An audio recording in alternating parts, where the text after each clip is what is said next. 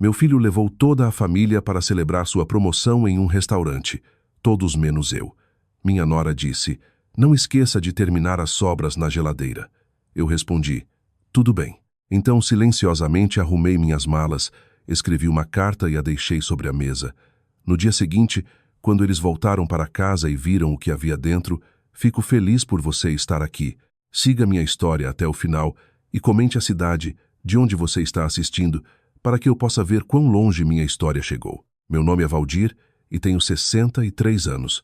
Nos últimos 5 anos, tenho vivido no que costumava ser minha própria casa, mas em algum ponto ao longo do caminho, eu me tornei nada mais do que um caseiro não pago. Eu deveria ter visto isso chegando. Mas quando você ama sua família, você arranja desculpas para comportamentos que nunca toleraria de estranhos. Foi em uma noite de terça-feira em março quando tudo finalmente ficou cristalino. Fábio, meu filho de 34 anos, irrompeu pela porta da frente com aquele sorriso que ele tem quando algo bom acontece no trabalho. Sua esposa, Cássia, veio atrás dele já no telefone, provavelmente postando algo nas redes sociais sobre sua última conquista. "Pai, adivinhe só", Fábio disse, afrouxando a gravata enquanto entrava na sala de estar onde eu estava lendo o jornal. "Eu consegui a promoção. Gerente sênior de projetos a partir de agora." Senti uma onda genuína de orgulho. Apesar de tudo, Fábio ainda era meu filho, e eu queria que ele tivesse sucesso. Eu me levantei, pronto para parabenizá-lo adequadamente. Talvez sugerir que pedíssemos jantar naquele lugar italiano que ele adorava quando criança. "Isso é maravilhoso, filho. Estou tão orgulhoso de você", eu disse, estendendo a mão para apertar a dele. Fábio sorriu e pegou o telefone. "Obrigado, pai. Estou ligando para todo mundo agora. Vamos ao Trattoria Romana hoje à noite para celebrar. Toda a família está vindo." Meu coração se alegrou. O Trattoria Romana era aquele restaurante sofisticado no centro, o tipo de lugar para o qual íamos em ocasiões especiais, quando minha esposa Margarida ainda estava viva. Comecei a pensar no que vestiria, se deveria tomar banho primeiro, talvez passar minha camisa boa. Foi então que Cássia se aproximou, os saltos clicando no piso de madeira que eu havia acabado de encerar naquela manhã. Ela tinha aquele olhar no rosto, o que fazia meu estômago se apertar de apreensão. "Ah, Valdir", ela disse, sua voz doce como xarope daquela maneira que sempre precedia algo cruel. "Você não precisa se preocupar em se arrumar ou qualquer coisa. Isso é realmente só para a família imediata." Eu pisquei, sem entender. "Desculpe." Fábio já estava discando o número de sua irmã Renata, completamente absorto na ligação. Cássia sorriu, aquele sorriso plástico dela, e continuou: "Você sabe, pessoas que realmente fazem parte da história de sucesso do Fábio, seu verdadeiro sistema de apoio." As palavras me atingiram como um golpe físico. Eu fiquei ali sentindo meu rosto corar de vergonha e confusão. "Mas eu sou da família. Sou o pai dele." O sorriso de Cássia nunca vacilou. "Claro que é, mas vamos ser realistas aqui. Isso é sobre a carreira do Fábio, seu futuro com sua família real. Você entende?" Eu queria argumentar, lembrar a ela que eu paguei pela faculdade do Fábio, que eu o apoiei através de sua startup fracassada, que eu estive presente em cada marco da vida dele.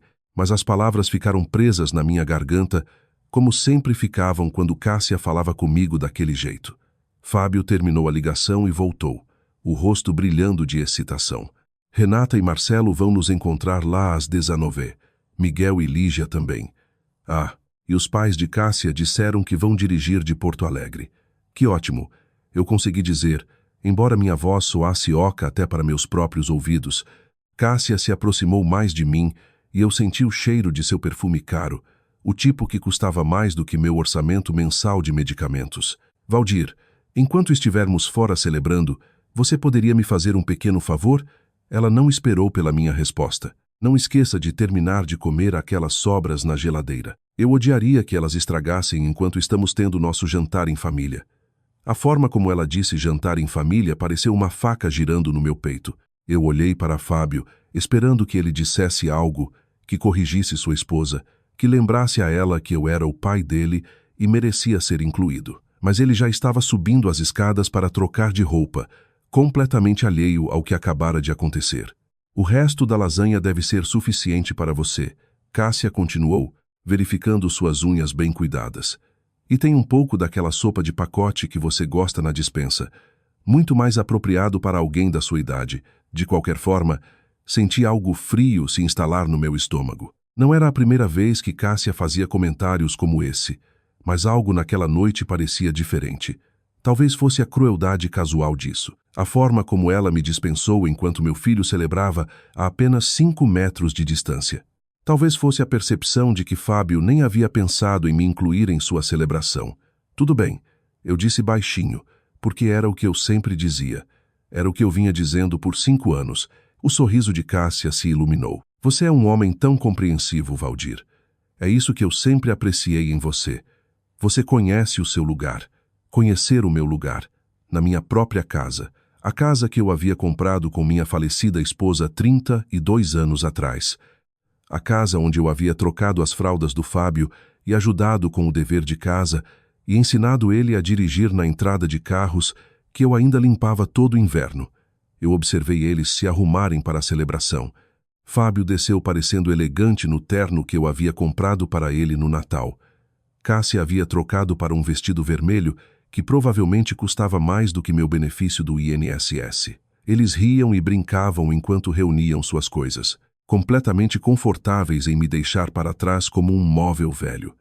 Provavelmente vamos chegar tarde, Fábio gritou enquanto se dirigiam à porta.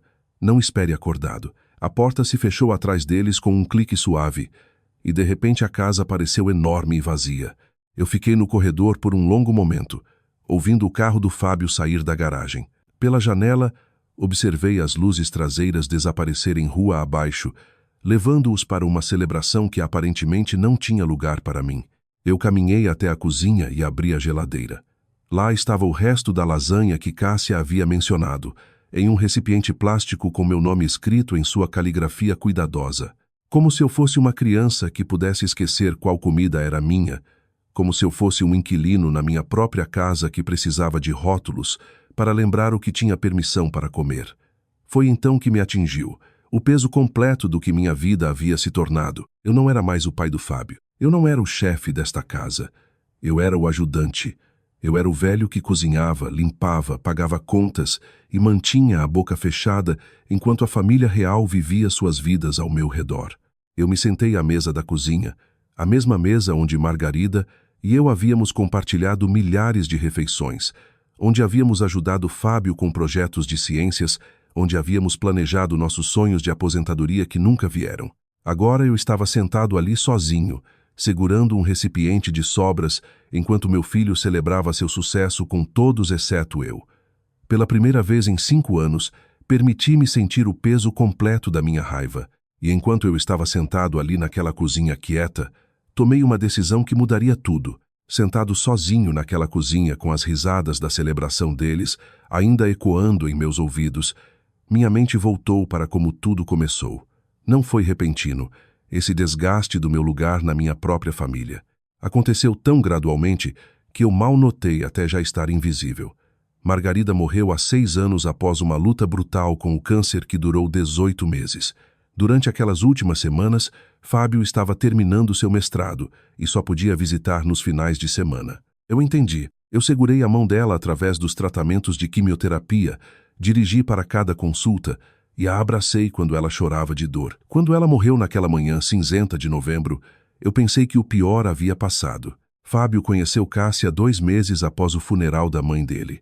Ele a trouxe para o jantar de domingo e eu me lembro de tentar tanto gostar dela.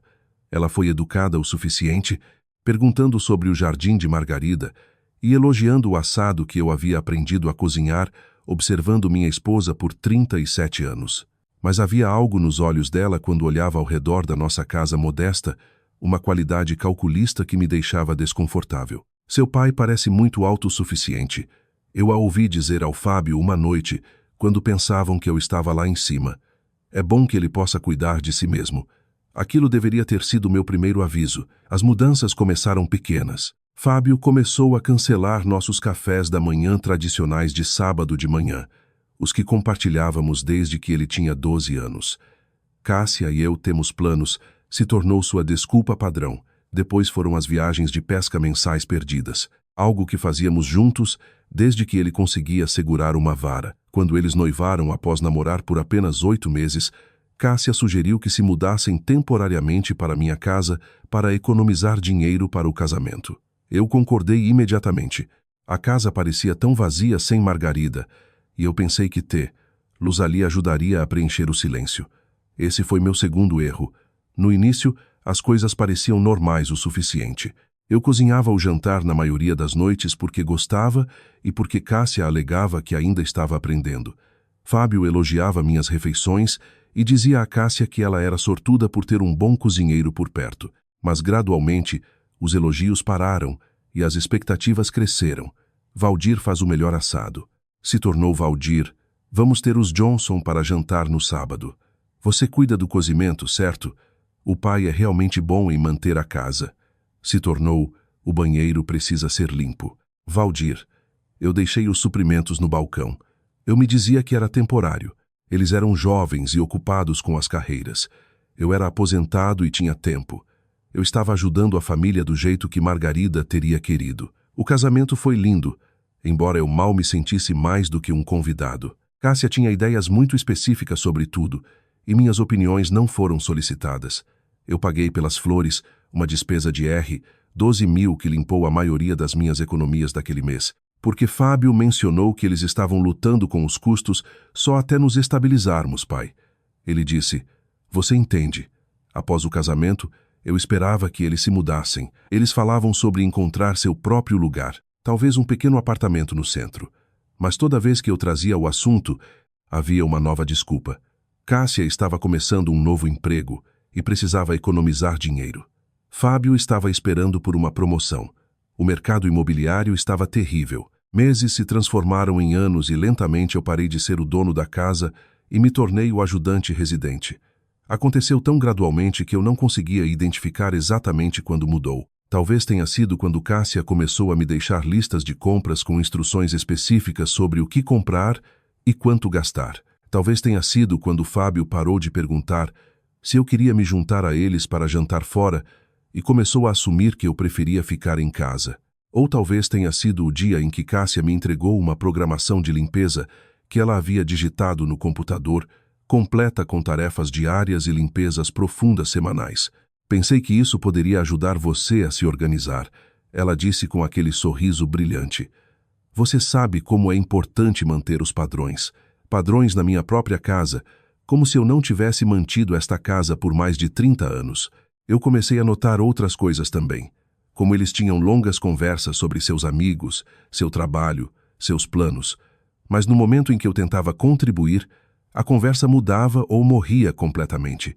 Como Cássia rearranjava móveis ou jogava fora meus pertences sem perguntar, alegando que estava atualizando a decoração. Como Fábio parou de vir a mim por conselhos e começou a me tratar como um parente idoso que precisava ser gerenciado em vez de respeitado.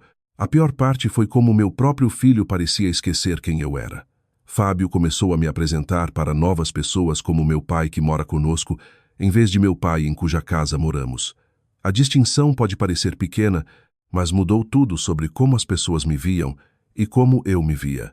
Eu me lembro do dia em que percebi que havia me tornado completamente invisível.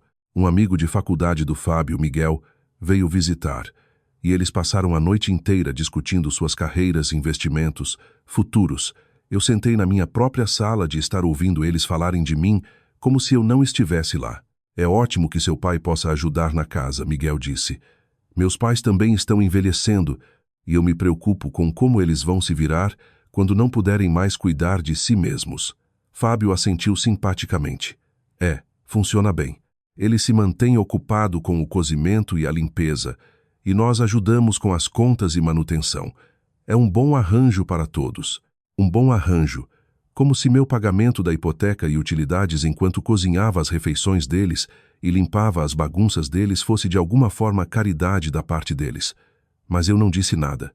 Eu havia aprendido que falar só resultava em sentimentos feridos e acusações de que eu estava sendo difícil.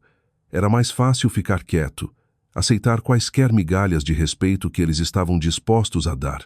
A situação financeira era talvez a parte mais dolorosa. Eu sempre fui bom com finanças, cuidadoso e responsável.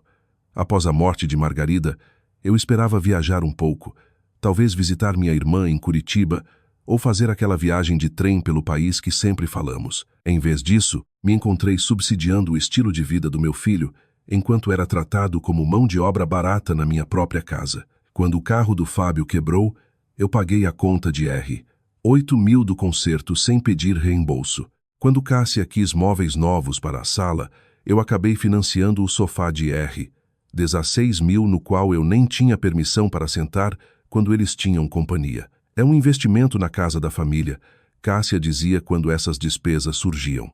Você entende o valor de manter o valor da propriedade? A casa da família, minha casa, a casa que ainda estava no meu nome, que eu ainda pagava impostos, que eu ainda mantinha e segurava e me preocupava. Mas de alguma forma nas mentes deles havia se tornado propriedade comunal onde eu era um membro de menor ranking. A exclusão da celebração da promoção do Fábio naquela noite não foi uma aberração. Foi a conclusão lógica de 5 anos de apagamento gradual. Eu havia sido editado para fora da minha própria família, reduzido a um personagem coadjuvante na história da minha própria vida. Enquanto eu estava sentado ali com aquele recipiente de resto de lasanha, percebi algo que tanto me aterrorizava quanto me libertava. Eu tinha escolhas. Eu não precisava aceitar isso. Eu não precisava sorrir e dizer, tudo bem. Quando minha nora me tratava como o ajudante, eu não precisava fingir que ser excluído da celebração do meu próprio filho era aceitável. Pela primeira vez em 5 anos, permiti-me imaginar como minha vida poderia ser se eu parasse de ser tão compreensivo, tão acomodatício, tão grato por quaisquer migalhas de afeto que eles jogassem no meu caminho. E enquanto esse pensamento tomava conta, senti algo que não experimentava há anos: esperança.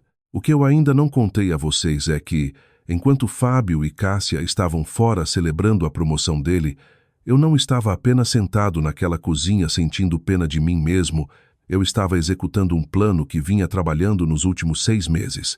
Desde o dia em que Cássia me disse que eu precisava contribuir mais significativamente para o lar, assumindo todas as compras de supermercado, cozimento e limpeza.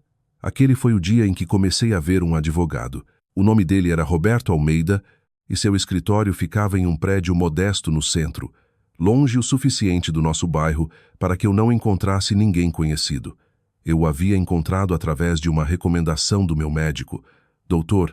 Ferreira, que havia notado que eu estava perdendo peso e parecia estressado no meu último exame físico.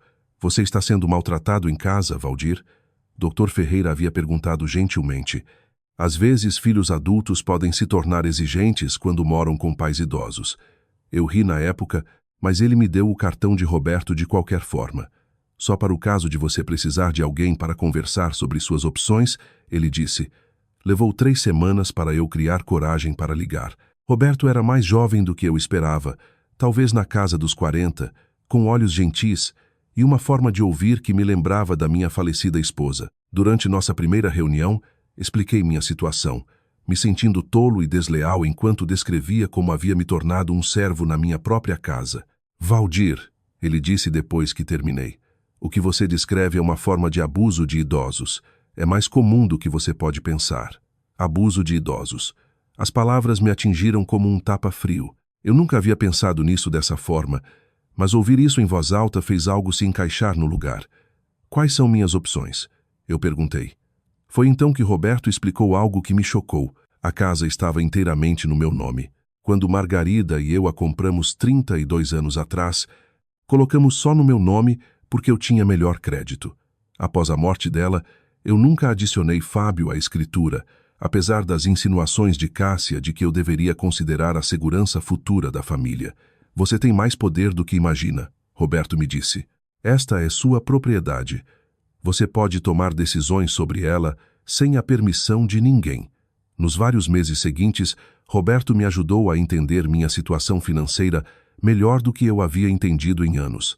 Eu não estava apenas sobrevivendo com o benefício do INSS como Fábio e Cássia assumiam. Eu tinha o dinheiro do seguro de vida de Margarida, ainda em grande parte intocado. Eu tinha minha aposentadoria de 38 anos na companhia de energia elétrica. Eu tinha economias e investimentos que havia estado depressivo demais para prestar atenção após a morte de Margarida. Mais importante, Eu tinha uma casa avaliada em aproximadamente R$ 2 milhões no mercado atual. Você poderia vender esta casa amanhã e ter dinheiro suficiente para viver confortavelmente em qualquer lugar que quiser. Roberto havia explicado.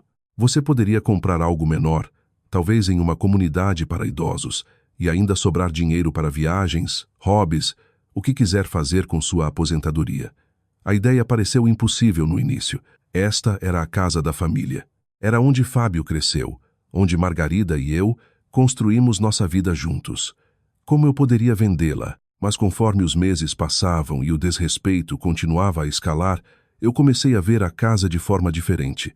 Era uma prisão onde eu havia me voluntariado para ser a equipe não paga. Há 3 meses, eu tomei minha decisão. Coloquei a casa à venda com um corretor imobiliário no município vizinho, alguém que não conhecia Fábio ou Cássia. Eu vinha mostrando a casa em dias úteis quando eles estavam no trabalho, dizendo a eles que estava no médico ou fazendo compras. A casa foi vendida em 6 semanas. Naquela noite, enquanto eles celebravam a promoção de Fábio na tratoria romana, eu não estava apenas arrumando minhas roupas. Eu estava executando a fase final de um plano que me daria minha vida de volta. Eu caminhei por cada cômodo da casa, levando apenas o que era realmente meu. Minhas roupas, meus livros, meus álbuns de fotos, o relógio que Margarida me deu no nosso 25º aniversário. Eu deixei para trás todos os móveis que Cássia havia escolhido, todos os eletrônicos caros que Fábio havia insistido que precisávamos, todas as coisas que haviam transformado minha casa no showcase deles. Eu embalei tudo em 3 malas e carreguei no meu carro. Então me sentei à mesa da cozinha e comecei a escrever a carta que vinha compondo na minha mente por meses. Fábio e Cássia, eu escrevi. No momento em que vocês lerem isso, eu terei partido. A casa foi vendida, o fechamento foi ontem, e os novos proprietários tomam posse amanhã de manhã. Seus pertences precisam ser removidos até às 9. Eu pausei, imaginando os rostos deles ao ler aquelas palavras. Parte de mim se sentiu culpada, mas uma parte maior sentiu algo que não experimentava há anos. Alívio. Vocês estiveram morando na minha casa por 5 anos. Eu continuei. Durante esse tempo, eu paguei a hipoteca, utilidades, seguro, impostos prediais e custos de manutenção. Eu cozinhei suas refeições, limpei suas bagunças e subsidiei seu estilo de vida enquanto era tratado como mão de obra na minha própria casa. Minha mão tremia ligeiramente enquanto eu escrevia, mas continuei. Fábio, eu te criei para ser um homem melhor do que isso. Eu apoiei sua educação, sua carreira, seus sonhos e seu casamento. Em troca, você permitiu que sua esposa me tratasse com desprezo enquanto você ficava ao lado e não dizia nada. Você me excluiu de celebrações familiares, descartou minhas opiniões e me fez sentir indesejado na minha própria casa. Eu parei de escrever e olhei ao redor da cozinha mais uma vez. Amanhã de manhã, tudo isso pertenceria aos Costa, um casal jovem com 2 crianças pequenas que se apaixonaram pelo caráter e calor da casa. Eles prometeram cuidar bem do jardim de Margarida. Os rendimentos da venda após pagar o saldo restante da hipoteca de R$ 300 mil me permitirão recomeçar em algum lugar novo. Eu comprei uma pequena casa em Gramado, Rio Grande do Sul, onde pretendo viver minha aposentadoria em paz e dignidade. Gramado havia sido o destino dos sonhos de Margarida. Havíamos planejado visitar lá no nosso 40º aniversário, talvez até nos aposentarmos lá algum dia. Agora eu iria sozinho, mas de alguma forma isso parecia certo. Seria um recomeço, um lugar onde ninguém me conhecia como o viúvo triste que deixava a família pisar nele. Estou deixando para vocês o apartamento no residencial Rio Verde. Eu escrevi, referindo-me ao imóvel de aluguel de um quarto que eu possuía há 15 anos e nunca havia mencionado a eles. O aluguel é R$ 2.500 por mês.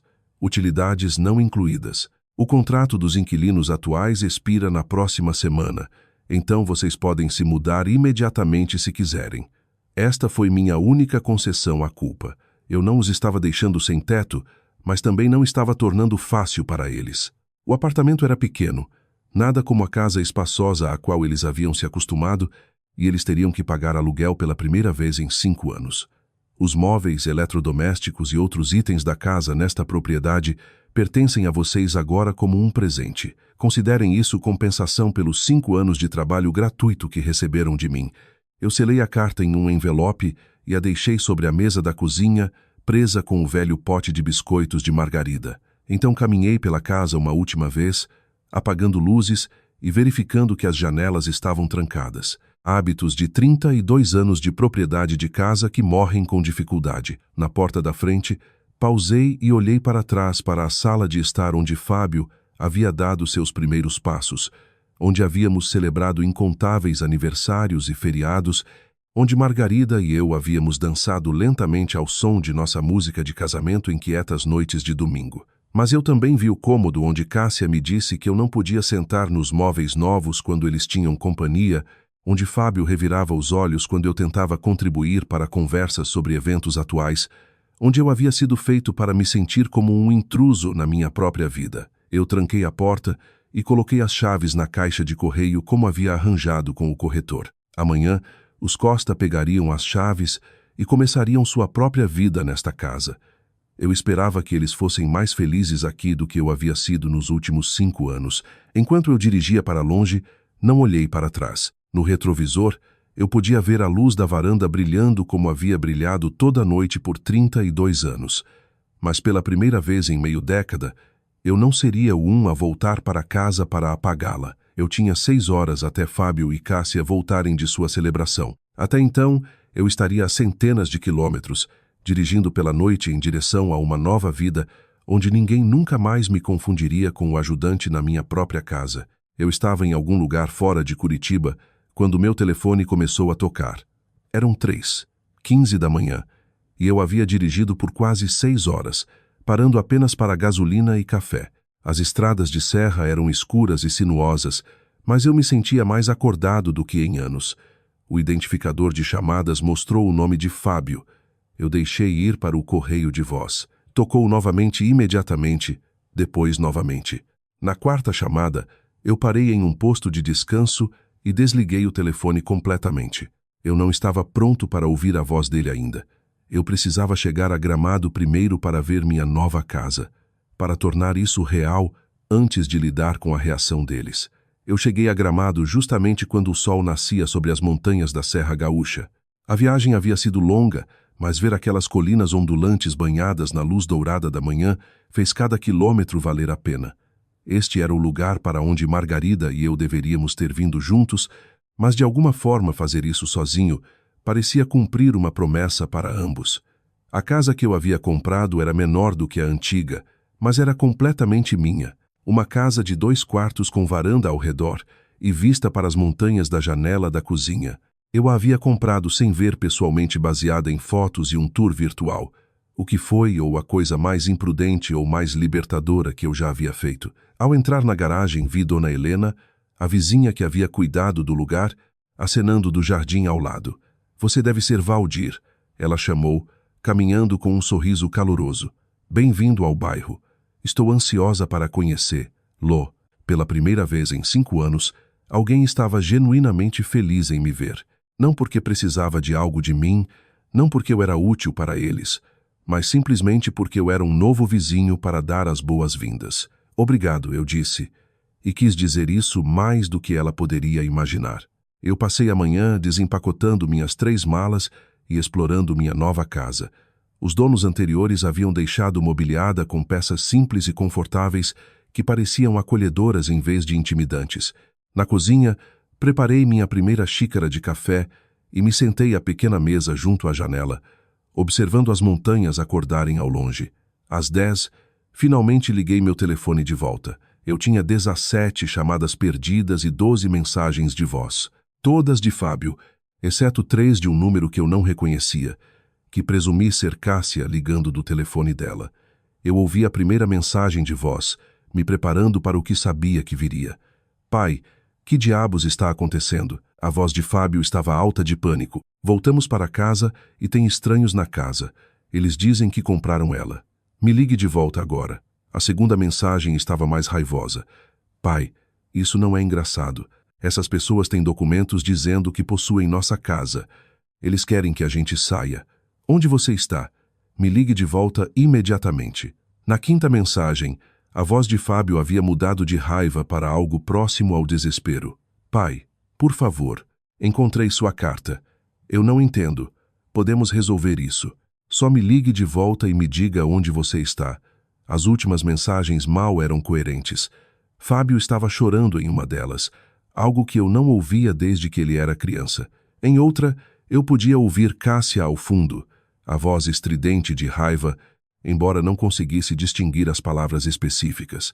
Eu deletei todas as mensagens de voz sem ouvir completamente. Então bloqueei os números de ambos. Pelos próximos 3 dias, ignorei o mundo exterior completamente.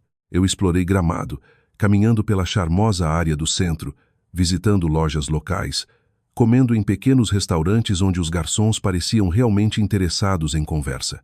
Eu comprei mantimentos para minha própria cozinha e cozinhei refeições que comi em silêncio pacífico, sem ninguém criticando minhas escolhas ou exigindo que eu limpasse as bagunças deles depois. No quarto dia, Dona Helena bateu na minha porta com um prato de biscoitos caseiros e algumas notícias preocupantes. Valdir, espero que não se importe eu mencionar isso, mas tem um jovem ligando pelo bairro perguntando sobre você. Ele diz que é seu filho e que está preocupado com você. Meu estômago se apertou. O que você disse a ele? Nada, claro.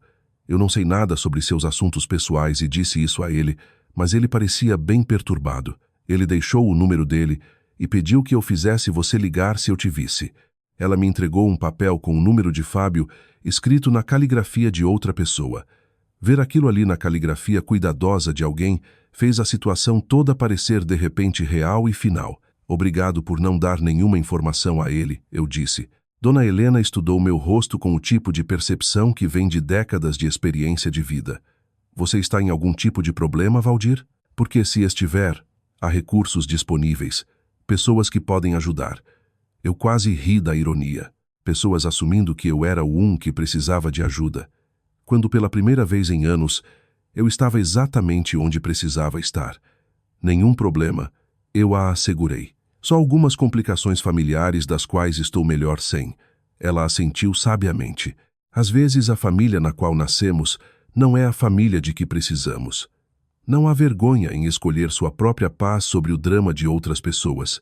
Naquela tarde, eu desbloqueei o número de Fábio tempo suficiente para enviar uma única mensagem de texto. Estou seguro e bem. Não tente me encontrar. Preciso de espaço para viver minha própria vida. Por favor, respeite minha decisão. A resposta dele veio em minutos. Pai, por favor. Precisamos conversar. Sinto muito, Cássia. Sinto muito. Podemos consertar isso. Só me diga onde você está. Eu li suas palavras e senti algo que não esperava. Nada. Nenhuma culpa, nenhuma hesitação, nenhuma vontade de tornar tudo ok para todos os outros, à minha própria custa. Apenas uma certeza clara e calma de que havia feito a escolha certa. Eu digitei de volta. O apartamento no residencial Rio Verde está disponível. R$ 2.500 por mês. O primeiro mês de aluguel vence até o dia 15. Cuidem-se. Então bloqueei o número dele novamente, desta vez permanentemente. Naquela noite, eu me sentei na minha nova varanda, observando o pôr do sol atrás das montanhas e ouvindo os sons do meu bairro ganhando vida para o jantar, crianças brincando nos quintais, famílias conversando sobre churrascos no quintal, os sons normais de pessoas vivendo suas vidas sem drama ou manipulação, ou o constante subtexto de ressentimento que havia envenenado meus últimos 5 anos.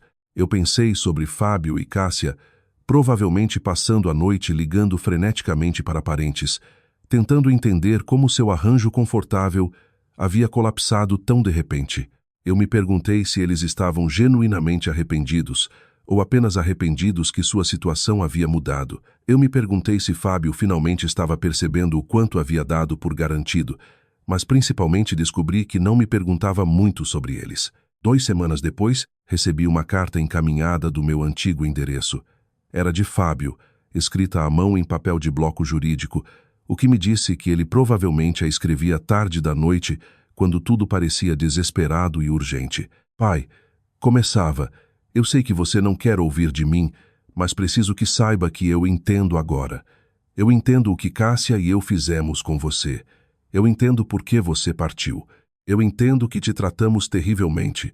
E sinto muito mesmo. Eu coloquei a carta de lado e preparei uma xícara de chá antes de continuar a ler. Eu queria abordar as palavras dele com a cabeça clara, não com a reatividade emocional que havia governado tanto do meu relacionamento com ele nos últimos 5 anos. Nós nos mudamos para o apartamento que você deixou para nós.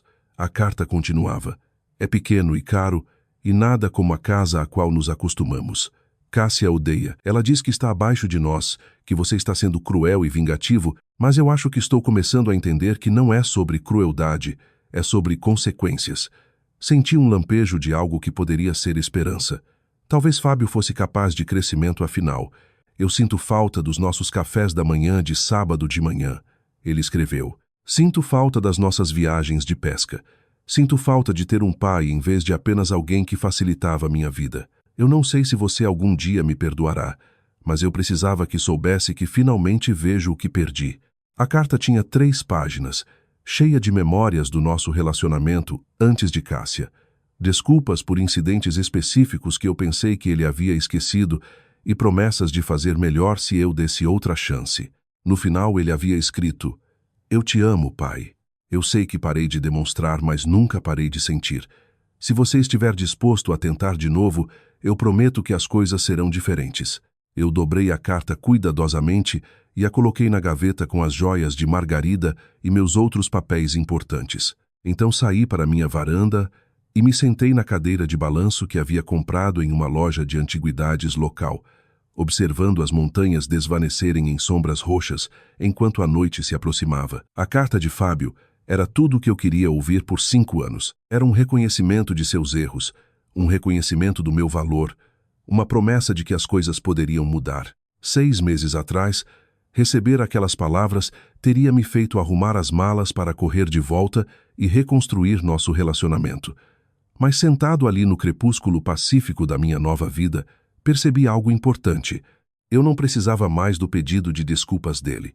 Eu já havia seguido em frente. 3 meses na minha nova vida em Gramado, eu estava voluntariando no centro comunitário local 2 vezes por semana, ensinando alfabetização financeira básica para idosos que se encontravam lutando com gerenciamento de dinheiro. Era um trabalho que parecia significativo, de uma forma que eu não experimentava desde minha aposentadoria da companhia de energia. Em uma manhã de terça-feira em julho, enquanto eu ajudava Dona Patrícia a entender seus extratos do INSS, a diretora do centro se aproximou de mim com uma expressão que imediatamente me colocou em alerta. Valdir, tem alguém aqui para ver você, ela disse baixinho. Uma jovem. Ela diz que é sua nora. Meu estômago caiu. Eu vinha vivendo em anonimato pacífico por meses, e a ideia de Cássia me encontrar aqui neste espaço seguro que eu havia criado parecia uma violação. Eu não dei nenhuma informação sobre você. A diretora continuou. Mas ela é bastante persistente. Diz que é uma emergência familiar. Claro que disse.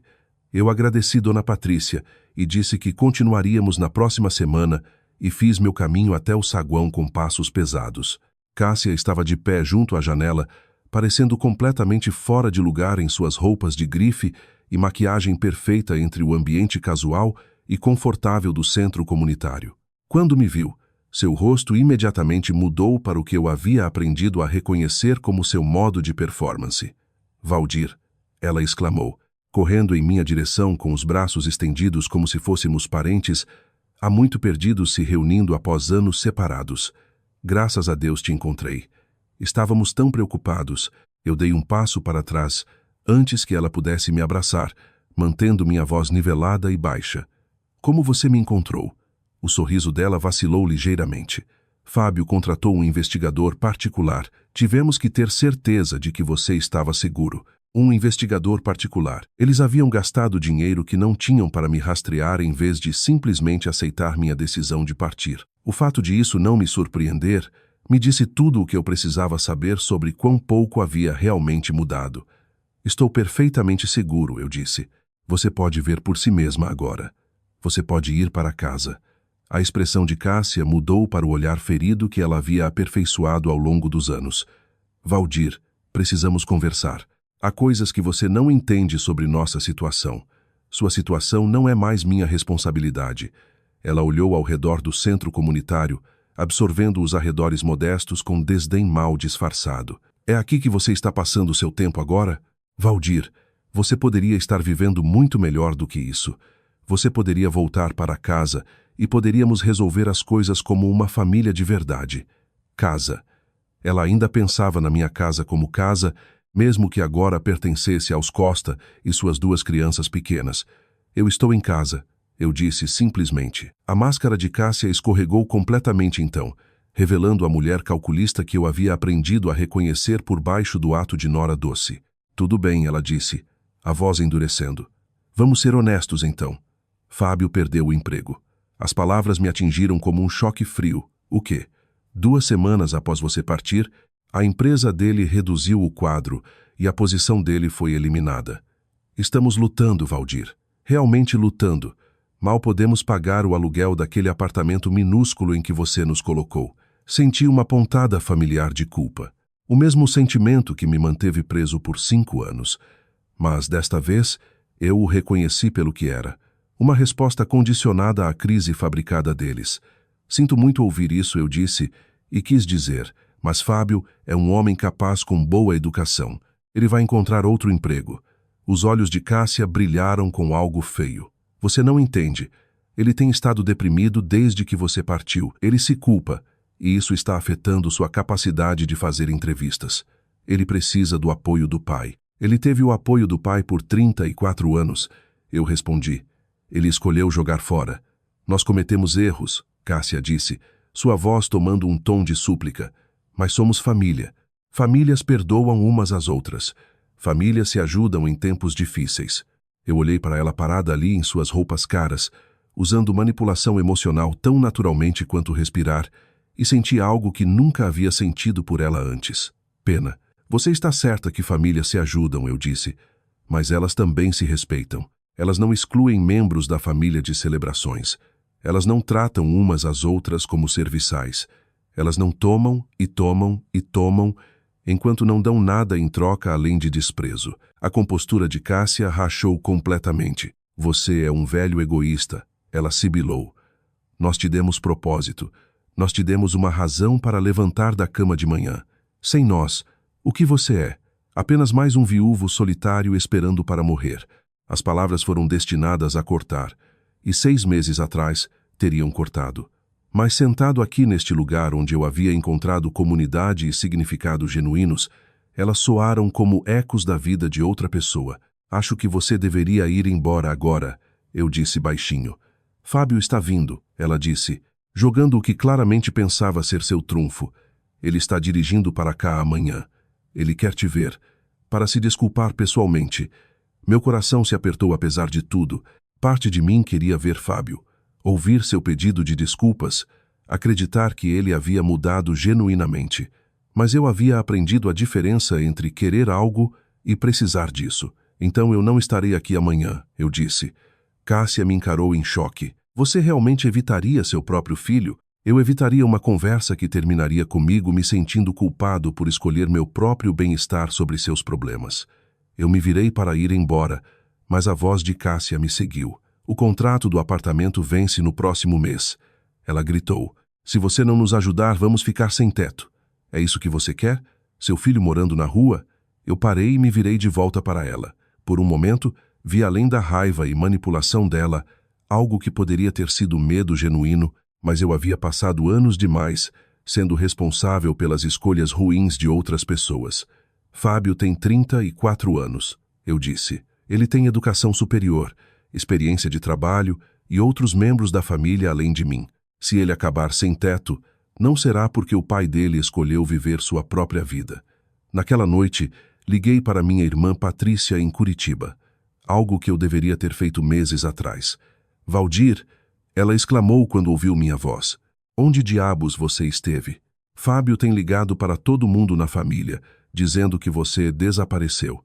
Eu expliquei a situação, começando com a morte de Margarida e terminando com a visita de Cássia naquela manhã. Patrícia ouviu sem interromper, ocasionalmente fazendo pequenos sons de simpatia ou indignação. Você fez a coisa certa, ela disse firmemente quando terminei. Eu nunca gostei de como aquela garota te tratava quando visitei, e Fábio deveria ter te defendido anos atrás. Eles dizem que ele perdeu o emprego. Então muita gente perde empregos. Isso não dá a eles o direito de tratar os pais como serviçais pessoais. Conversamos por mais de 1 hora, e no final da conversa, eu me senti mais leve do que durante todo o dia. Patrícia me convidou para visitar, lá em Curitiba, e me encontrei realmente considerando isso. Quando foi a última vez que eu havia feito planos para mim mesmo sem considerar como eles poderiam incomodar Fábio e Cássia? Na manhã seguinte, dirigi até a Serra Gaúcha e passei o dia fazendo trilhas que eu pretendia explorar. As montanhas estavam lindas no calor do verão e conheci vários outros caminhantes que eram amigáveis e acolhedores. Um casal, provavelmente na casa dos 70, me convidou para se juntar ao grupo de caminhada semanal deles. Quando voltei para casa naquela noite, havia um carro que eu não reconhecia estacionado na frente da casa de Dona Helena. Pela janela da cozinha dela, eu podia ver ela conversando com um homem mais jovem, cuja postura me lembrava dolorosamente de Fábio. Estacionei na minha própria garagem e fiquei sentado ali por vários minutos, reunindo coragem. Então saí do carro e caminhei diretamente para minha porta da frente, sem olhar na direção da casa de Dona Helena. Dentro, preparei um jantar simples e tentei ler, mas continuava olhando para a janela. Por volta das 20, houve uma batida suave na minha porta. Eu abri e encontrei Fábio de pé na minha varanda, parecendo mais velho e mais cansado do que eu lembrava. Suas roupas estavam amarrotadas e ele tinha o olhar de olhos fundos de alguém que não dormia bem. "Oi, pai", ele disse baixinho. Ficamos ali olhando um para o outro por um longo momento. Este era meu filho, o menino que eu ensinei a andar de bicicleta e ajudei com o dever de casa e me preocupei em cada etapa da vida dele. Mas ele também era o homem que havia ficado ao lado enquanto sua esposa me tratava como mão de obra na minha própria casa. "Você está com boa aparência", ele disse finalmente. "Saudável. Eu estou saudável. Dona Helena parece legal. Ela me disse que você tem ajudado no centro comunitário." Eu assenti, não facilitando para ele. A compostura de Fábio rachou ligeiramente. "Pai, eu sinto muito. Eu sei que não é suficiente. Mas eu precisava dizer isso na sua cara. Sinto muito por tudo. Eu sei que sente. Cássia me contou o que ela disse para você ontem sobre ser um viúvo solitário. Aquilo foi cruel e errado." "Sim, foi." Ele mudou o peso do corpo, claramente lutando com o que dizer a seguir. "Eu perdi o emprego. Eu soube. Eu sei que você provavelmente acha que eu mereço." Eu estudei o rosto dele, vendo o menino que ele havia sido por baixo das linhas preocupadas e barba por fazer. "Eu não acho que você mereça sofrer, Fábio, mas também não acho que seu sofrimento seja minha responsabilidade de consertar." Os olhos dele se encheram de lágrimas. "Eu sei que não tenho o direito de pedir, mas preciso de ajuda, não dinheiro." Ele adicionou rapidamente, vendo minha expressão. "Só orientação. Eu não sei como ser um homem sem você, e estou com medo de ter esquecido como ser seu filho." Foi a coisa mais honesta que ele disse para mim em anos, e quebrou meu coração um pouco, mas também fortaleceu minha determinação. "Você aprendeu como ser um homem sem mim quando escolheu o conforto de sua esposa sobre a dignidade do seu pai", eu disse gentilmente. "Você pode aprender a resolver seus problemas da mesma forma." Os ombros de Fábio caíram. "Então é isso. Acabou." Eu olhei para meu filho, este homem que eu havia amado e sacrificado por e sido decepcionado, e senti algo se encaixar no lugar dentro de mim. "Acabou o tipo de família que éramos", eu disse. "Se nos tornarmos algo diferente, depende de você." 1 ano depois, eu estava sentado na minha varanda em uma manhã fresca de outubro, observando as montanhas ardendo com cores de outono, quando Dona Helena se aproximou com uma xícara de café e seu sorriso caloroso habitual. "O correio veio cedo hoje", ela disse, se instalando na cadeira de balanço que eu havia comprado para visitantes. "Parece que você recebeu algo de Curitiba." Patrícia havia sido fiel à sua palavra sobre manter contato. Havíamos desenvolvido uma rotina de ligações semanais e cartas mensais. O tipo de relacionamento familiar que eu havia esquecido ser possível. Ela estava planejando visitar para o Dia de Ação de Graças. "Como o grupo de caminhada está te tratando?" Dona Helena perguntou. "Bem", eu disse, e quis dizer. Os caminhantes de terça-feira de manhã haviam se tornado amigos genuínos. Pessoas que valorizavam minha companhia pelo quem eu era, em vez do que eu podia fazer por elas. "Estamos planejando uma viagem para as montanhas próximas no próximo mês. Isso é maravilhoso. Você parece muito mais feliz do que quando chegou. Ela estava certa. Eu havia perdido 20 quilos sem tentar, principalmente porque estava ativo e comia refeições que realmente apreciava em vez de forçar comida enquanto ouvia reclamações sobre meu cozimento. Minha pressão arterial havia melhorado o suficiente para que Dr. Ferreira reduzisse minha medicação quando o visitei durante uma viagem de volta para resolver alguns assuntos. Valdir, Dona Helena disse cuidadosamente: espero que não se importe eu perguntar, mas você tem notícias do seu filho ultimamente? Eu havia tido, embora não da forma que ela provavelmente esperava.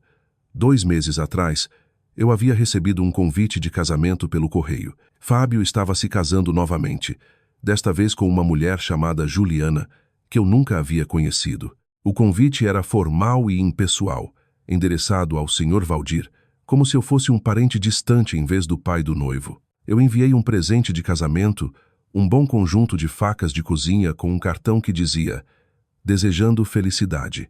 Nunca ouvi resposta. Ele está indo bem, eu disse a Dona Helena com sinceridade. Encontrou um novo emprego e se casou de novo. Mas você não esteve no casamento. Não fui convidado de forma significativa.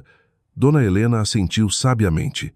Ela havia criado 4 filhos e entendia dinâmicas familiares melhor do que a maioria. Às vezes a parte mais difícil de amar alguém é aceitar que eles não são capazes de te amar de volta da forma que você merece. Ela disse gentilmente. Naquela tarde, dirigi até o centro para minhas compras semanais de supermercado. A rotina havia se tornado uma das minhas partes favoritas da semana. Eu fazia compras em um pequeno mercado onde a equipe sabia meu nome e preferências, onde eu podia levar meu tempo escolhendo vegetais frescos e bons cortes de carne, sem ninguém reclamando do custo ou questionando minhas escolhas. Enquanto carregava os mantimentos no carro, meu telefone tocou. O número era familiar, mas bloqueado, o que significava que provavelmente era Fábio ligando do trabalho. Eu nunca havia bloqueado o número do escritório dele, embora raramente atendesse. Desta vez, algo me fez atender. Pai. A voz de Fábio estava hesitante e incerta. Olá, Fábio. Eu me casei no último fim de semana. Eu sei. Parabéns. Uma longa pausa. Eu não tinha certeza se você havia recebido o convite. Quero dizer, não tinha certeza se você iria querer vir. Eu não iria. Eu disse honestamente. Mas espero que você esteja feliz. Outra pausa. Juliana está grávida. As palavras me atingiram com uma força inesperada. Eu ia ser avô novamente. Ou melhor, eu já era avô, mas isso seria o primeiro neto nascido desde que escolhi minha própria vida sobre a deles. Isso é uma notícia maravilhosa, eu disse, e quis dizer. Pai, eu sei que as coisas entre nós são complicadas, mas quero que este bebê conheça o avô dele. Juliana não entende por que não nos falamos, e estou cansado de inventar desculpas. Eu me apoiei no carro, observando outros compradores seguirem suas rotinas diárias enquanto processava esta conversa inesperada. O que Cássia acha disso? Eu perguntei. Cássia e eu nos divorciamos há 6 meses. A voz de Fábio estava plana, factual. Ela se mudou de volta para Porto Alegre para morar com os pais. Senti uma mistura complexa de emoções. Alívio que Fábio finalmente havia visto através da manipulação de Cássia. Tristeza que ele teve que aprender uma lição tão dolorosa e algo que poderia ter sido vindicação, embora eu tentasse afastar esse sentimento. Sinto muito que seu casamento não tenha dado certo. Eu não sinto, Fábio disse baixinho. Pai, eu sei que não posso desfazer os últimos 5 anos. Eu sei que te machuquei de formas que provavelmente não podem ser perdoadas, mas estou tentando ser um homem melhor agora, e gostaria da chance de ser um filho melhor. Eu fechei os olhos, sentindo o peso das palavras dele. Esta era a conversa que eu havia imaginado ter com ele 1 ano atrás, o pedido de desculpas que eu havia sonhado em receber. Mas agora que estava acontecendo, me encontrei abordando com cautela em vez de alívio. O que isso parece para você, Fábio? Ser um filho melhor? Eu ainda não sei, ele admitiu. Talvez pudéssemos começar com ligações telefônicas. Talvez eu pudesse visitar alguma hora. Só eu e poderíamos conversar. Talvez você pudesse conhecer Juliana e o bebê quando nascer. E se eu não estiver pronto para isso, então eu espero até você estar, ou aceito que você nunca estará. Pai, não estou ligando para pressionar você ou culpar você por nada. Eu só queria que você soubesse que entendo agora por que você partiu, e não te culpo por isso. Foi a conversa que eu precisava ter com ele há um ano, mas ouvir agora parecia diferente do que eu esperava. Em vez de alívio ou alegria, senti uma calma certeza sobre meus próprios limites. Fico feliz que você tenha aprendido com seus erros, eu disse, e fico feliz que você esteja começando de novo com alguém que te trata melhor. Mas, Fábio, preciso que entenda algo. Eu não preciso do seu pedido de desculpas para ser feliz mais. Eu sei, ele disse rapidamente. Não estou me desculpando para te trazer de volta. Estou me desculpando porque é verdade e porque eu deveria ter dito anos atrás. Essa distinção significou mais para mim do que ele provavelmente percebia. O bebê vai nascer em abril, Fábio continuou. Se você quiser conhecê-lo, é bem-vindo a qualquer momento.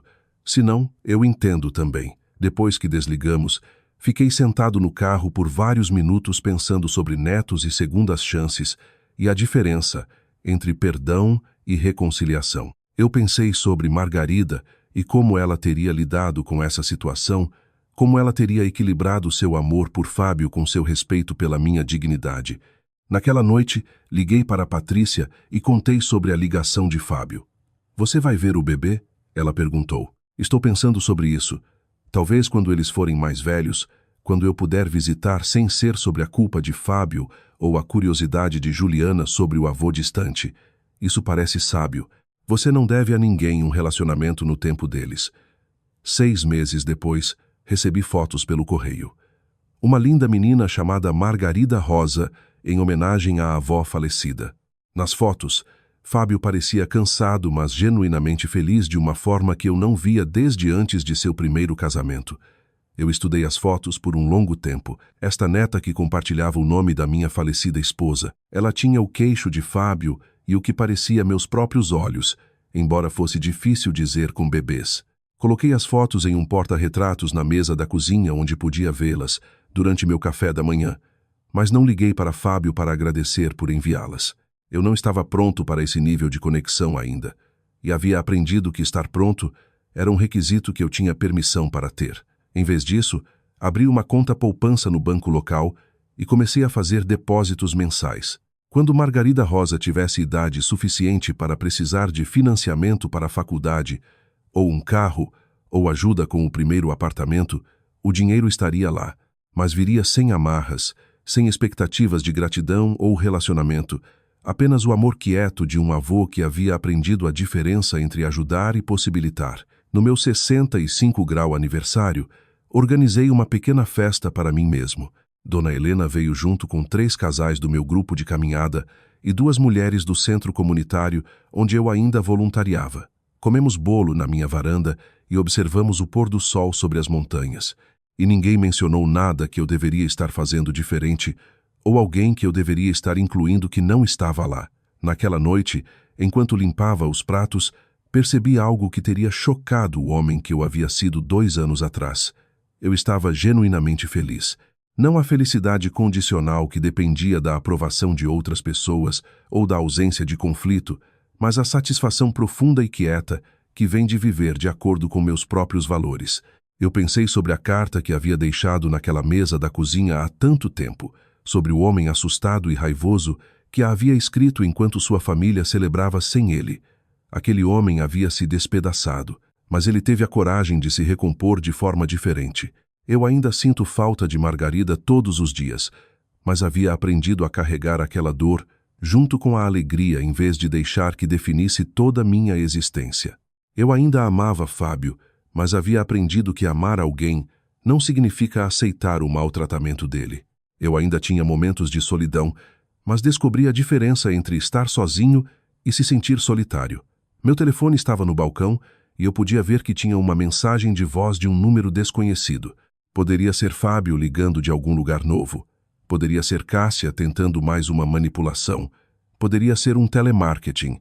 Eu deletei sem ouvir.